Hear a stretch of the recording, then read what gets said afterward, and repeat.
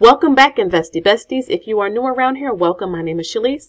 I'm a mother and a wife, and I am addicted to investing. I love it so much. However, I am hoping to achieve financial independence and retire early from like the day job life in about 4 to 5 years. And I'm hoping to motivate you guys to do the same thing. I'm not a financial advisor. Your girl is not a fiduciary, but I do share real numbers. I actually share our real accounts to motivate you to at least start whatever your financial goals are, at least to start them, okay? So we're going to be talking about our 2023 financial goals. This is a mid-year update. So we're in July, we're in the middle of the year, and I wanted to kind of go over our goals and hopefully inspire you to go over yours. If you do not have any goals, create some. It's not too late. It's the middle of the year. December, we still have some time towards December. So there is time to create your goals. And so I like doing these check-ins because sometimes we can forget. Life gets in the way or life happens. And so you may forget, right? We're so excited about our goals, come December or January of the following year. And we have all of these things we want to achieve. We have these wealth vision boards. We have our investing goals. And then come March, they kind of fall to the wayside. So I'm hoping that my channel can actually motivate you to kind of stick to your goals. And even if you can't stick to all of them, at least some of them. So let's come down to what our goals were for this year. I'm going to zoom out a little bit so that you all can see. And I'm going to move my face so you can see there. Okay. These were our goals. I really tried to make my goals very simple this year. I have been the person who created very specific, detailed goals. And I realized over the years that just creating something that was simple that I could achieve always worked best, and it didn't put a lot of stress and pressure on myself. So the first goal we had was to invest, and that's supposed to say invest and save, but invest and save $100,000 in 2023. This was a big goal for us. Last year it was $75,000 to save and invest, but we stretched it up to $100K this year because we knew we would have a bonus. My business was growing. We knew we had a raise coming, and so we wanted to make sure we thought about all of the extra money and making sure we had a plan for it. Another goal that we had was to buy our 4th property. If you did not know, we own our main home and we own 2 townhomes that we rent out. So we wanted to buy a 4th property. I'm hoping we can. The market is the market. Interest rates are high. We are not going to rush into a property just to say we own one. It has to make sense financially on paper. That's super duper important for us. And so we just haven't found anything yet. The next goal that we have for 2023 was to hit 50K in our emergency fund. And I've made videos about this before, and maybe I'll make a follow-up video on our emergency fund and why we want one that's starting $100,000, is because if you're trying to retire early, you have to be able to weather emergencies or when life happens. I know my check engine light just came on in the car. I mean, you guys know that's probably going to be a big bill. I want to be able to comfortably not worry about that. And so we want to start with 50K and then slowly build up from there.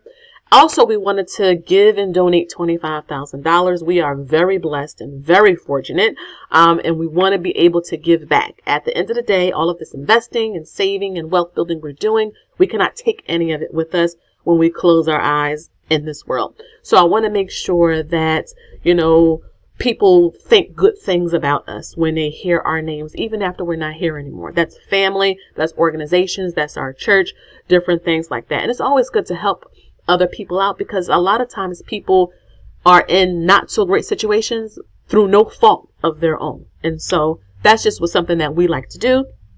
Hit 50K in MT. I can tell you this is something that I was able to achieve thanks to all of you. And again, I really just want to motivate other people to invest. And I think a lot of you are finding your motivation through this channel. And I really do appreciate all of your support. And then 25K in dividend income. I'm hoping next year we can bump this up to 50K, but you do baby steps. You build slowly at a time, and then you will be able to get there. So those are our 5 goals for this year. That's all I had. I made a video on this back in January. Actually, no, it was the end of December of last year. Those are all the goals that we had for this year. So let's see how we're doing on these goals. Let's scroll down so we can give a mid-year update. I'm going to move my face up. Okay, so save and invest 100K. So far, we were able to save and invest $69,442.65 year to date. I can tell you the reason why we are ahead, quite a bit, considering this is mid-year, is because my husband got a bigger bonus. And so I made a video talking all about what our plans were for it. We gave some, we went to a nice dinner, and we invested the majority of it. So again, when markets are down, we threw that money in the market, and now that the market is roaring back, guess what? All of that money is compounding and growing as well. So yeah, we were able to save and invest $69,442.65, which is a blessing, but it does take a sacrifice. It takes hard work. We work very, very hard for everything that we have. We do not come from money. So we try to be good stewards over what we have. So when we do receive larger sums of money, we can actually do good by it, if that makes sense. Buying the fourth property, we have not done that yet. We managed to save $10,000 in our third rental property fund. That's not enough, of course, but it's a start. I haven't seen anything yet. I think we're going to just try to hold off until the first signs of the interest rates pausing or dropping. Jerome Powell has made it very clear he is going to continue to increase as long as inflation is not meeting their standards. And so, it is what it is. We're just going to work with it, and when the time is right, we're going to pounce. Moving my face up so that it's not in the way. Let's move it over here.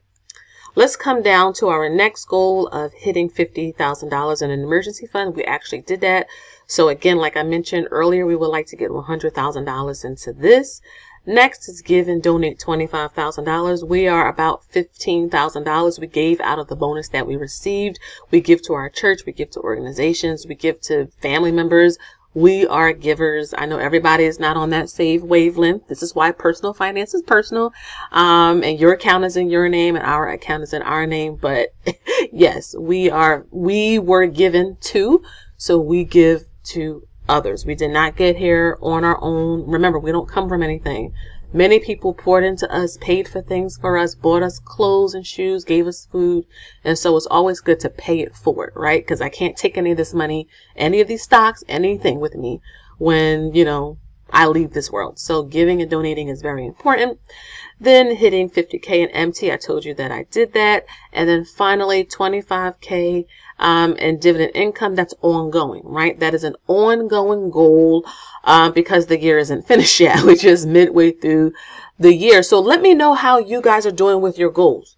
So I went through mine. Now you let me know below your goals, how you're doing with them for the year so far. We're in the middle of the year. So if you're behind a little bit, remember, it's not too late. You can accomplish and achieve a lot in 6 months. So just keep going. Okay. Moving down, I wanted to share with you and do a net worth report mid-year check-in, right? So I share this, I share our net worth on the channel every quarter. The Patreon group has access to this every month if they want to see it, because I have everything always tracked. But I wanted to give you guys an update on our net worth, at the mid-year point. So you can go back and watch the videos. I do the videos here on the channel. So in January, we had a net worth of $1,215,290.46. And this is key here. This is why I'm always saying buy and hold into good assets, because when you sell, when the market is red, that's with the stock market, the housing market, if you're into crypto, whatever it is, and you just sell because you're scared, you're not going to be able to reap the benefits when the market comes back, because the market always comes back. So like many of us, if you have investment accounts or whatever you have, you will notice that your accounts has rose a lot since the beginning of the year. I mean, the markets are up. The S&P 500, the NASDAQ, the Dow Jones, they're all up year to date. You have some red days, but year to date, they're all up. And so all that investing my husband and I were doing last year and this year, even on red days, guess what? Now we're reaping the benefits of that. Many of you, how many of you bought Tesla when it was 105, 110, 120? I was. Why? Because I was dollar cost averaging every time. And now that Tesla is almost at $300 a share, guess what? Now I'm reaping the benefits. So to see our net worth in January at $1,215,290.46. In March, that's 1 quarter later, that's the end of Q1, it was at $1,264,412.72, which is an increase. Look at the increase. $49,122.26. In 3 months, that's how much our net worth grew. Now remember, our net worth is comprised of stocks, it's comprised of homes. We own 3 houses, 2 rentals, 1 main home. We own crypto, a little bit. It's on a wallet.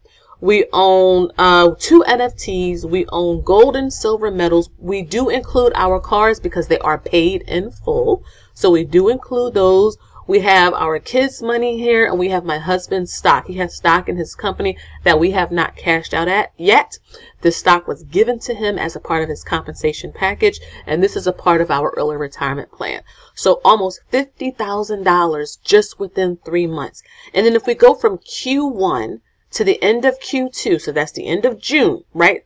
So right now, if you didn't know, we're in Q3. We just started Q3. So this is why it's important to be consistent, because the time goes by so fast. But at the end of June, our net worth, look at this. It grew, and I did a net worth video and I showed screenshots and all that. So go take a look at that video. $1,378,202.72. That's a whopping $113,000 increase in another 3 months. Why? My husband got a huge bonus in March. Guess what we did when the market was down? We invested the big chunk of that money. Yeah, invested a big chunk of that money. Another thing that happened, so our homes, property taxes and property values were reevaluated. I think the counties and townships are doing this because they know this, so it's a way for them to get more money out of us, so our taxes are going up. So as a result, we get a more realistic depiction of what our homes are worth. Now, usually I get the information from Zillow. I think most of us do in terms of home values, but getting the assessment done on the 3 homes give us a more realistic depiction of what the county thinks our homes are valued at. So our homes went up even more. Again, we own 3 houses. So when you add even that in, and then crypto has came back. So we got stocks that came back. The housing market is still up and crypto has come back. I mean, things are just moving up. It moves our net worth up with it. And another thing is that we get rid of consumer debt. So I do use credit cards, but I pay those babies off every single month. So that is how over $113,000 increase in our net worth in just 3 months. So you see how we're diversified among all of our assets? Home ownership is not for everybody. Not everybody wants to own a home. But I can tell you from a standpoint of being a homeowner and a landlord, real estate is where wealth is. I'm just saying it. Warren Buffett has said it. Every millionaire and billionaire you know owns some type of real estate or business. Right? And so I love real estate. It has been working out. We're really good to our tenants, and our tenants stay with us because they love us. So I wanted to share that. And down below, I have some financial data, just like numbers here before I close out the video. So year to date, our net worth has risen $156,912.26. Excuse me.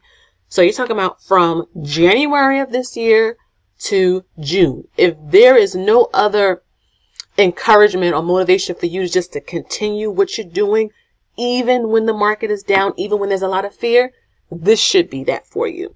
Another thing is that we were able to save $10,000 for our 3rd rental. Is it enough? No, but it's a start. So if you're trying to save for your first home, every dollar matters. If you're getting a tax refund, extra money, you know when you're getting extra money, put some aside. Also, I forgot to capitalize invest, but invest less than the summer. So I did mention that in my July investing plan video that I put out. We're not investing as much during the summer because we're outside having a good time. We're summering. We're doing it responsibly by paying cash and all that, but we're outside. We went to Disney in June. We were at the beach. I just came from the beach, and we're going away again in August because though I love investing, I do want to create memories, and I do want to live in the here and now. So it's about balance. We want to continue to give. We want to increase our side hustle income.